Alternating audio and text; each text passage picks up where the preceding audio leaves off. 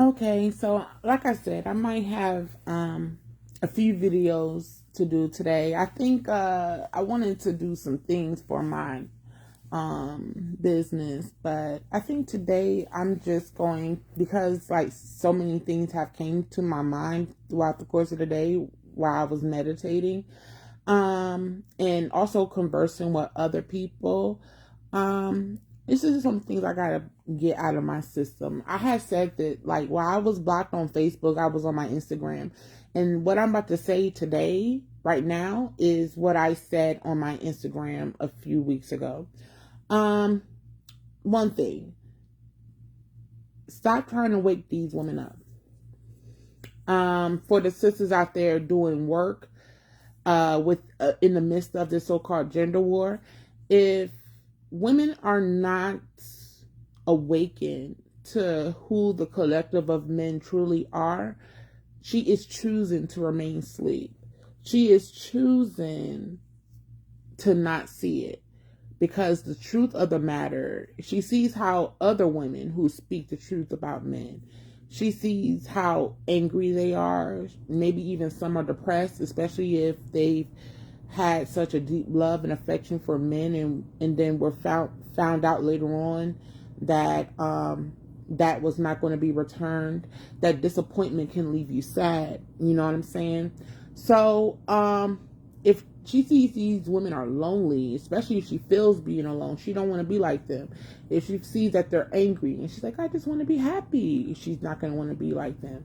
If she sees those women are sad and she just wants to be happy and filled with joy, she is not going to want to be like them. Let me tell you something. James Baldwin said a few years ago in one of his books, he said to be relatively conscious in this world is to be angry all the time. And I have to say, I was forced to awaken. Um, I was a part of a lot of pro-black circles, and I was talking about, okay, how are black men and black women going to come together? Woo, woo, woo. And a lot of the black men came on my post and were just saying some really horrible things about black women. And I think that just kind of was the first little candle lit that gave me a little bit of a light into what black men really thought about black women. And I was shocked. You know, before then, I did not even know that some of those men had these feelings toward black women. And and me being the curious, investigative person that I am, I wanted to kind of dig deeper into why these men felt that way. And as I continued to do this work, this started probably like the mid or end of 2015. So I started engaging these men, and I started to see them get more and more comfortable just speaking all this anger and hate towards black women. I seen how they were talking to me and other black women in the groups. I seen what they were posting about. Some of them were even saying, because at that time Facebook was a little lax with their community standards, they were saying like how much they even want to harm women. And that part right there kind of had me alarmed. I was just like, wow, I didn't know that they felt this way about us. Like, they really want to harm us. They're angry at us. They even hate us, you know? And then when my sister was killed, the trauma of that had kind of took the rose tinted glasses completely off my face. And I was shocked, not just by the grief of losing her, but the grief that, not just the grief of, this is what men want for women. That's what that taught me. It showed me that this is what men want for women. And then throughout the last few years since then, I've been seeing how the violence towards women has been steadily increasing, and how the men now, all of a sudden, men nowadays have podcasts and YouTube channels just dedicated to just spewing hate towards women. Now, I have to be fair, there are some women who are also doing the same towards men, but not in abundance like men are. And these women are not talking about hurting women or playing or hurting men. They may be talking about getting some money from men, but that's money. But they're not trying to break these men's hearts. They're not trying to unalive them. So I just kind of felt like, wow, I just kind of felt like in my mind, I didn't want what happened to my sister to happen to me or any other woman. So I started to do my advocacy work in trying to awaken sisters to say, look, y'all need to really take a good assessment of who men are and what they're saying. They really don't like you, and they may even hate you, and they could be potentially dangerous to you, you know?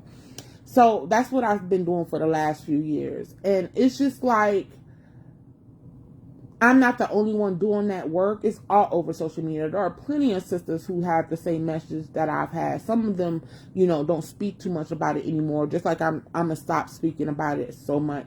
But I kind of feel like it's been out there in public so much that if a sister is not awakened by now, if she does not have any idea about this so-called gender war, or if she just doesn't see the war against her, let her sleep.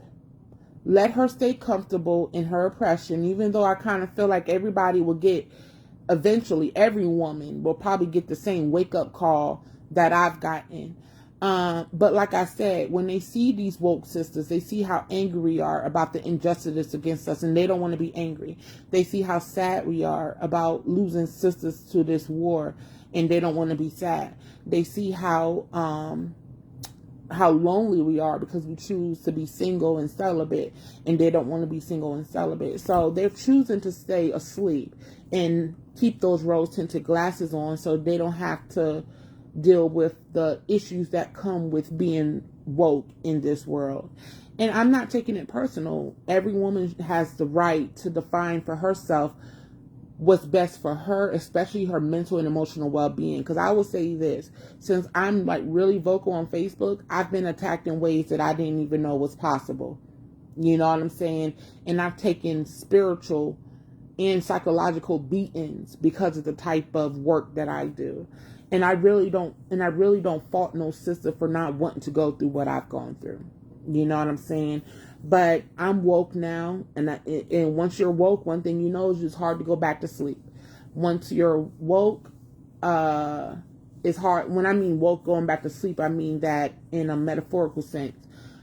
It's hard to go back to sleep once you're woke, and you're just stuck dealing with this new reality that you have separate from those sunshine and rainbows, rose tinted glasses type lens that you had before. So let them sleep. Let them sleep. To them, that's where they're going to get their peace of mind. So you just gotta let them sleep. You know what I'm saying? So that's my message for today. Just a real quick message.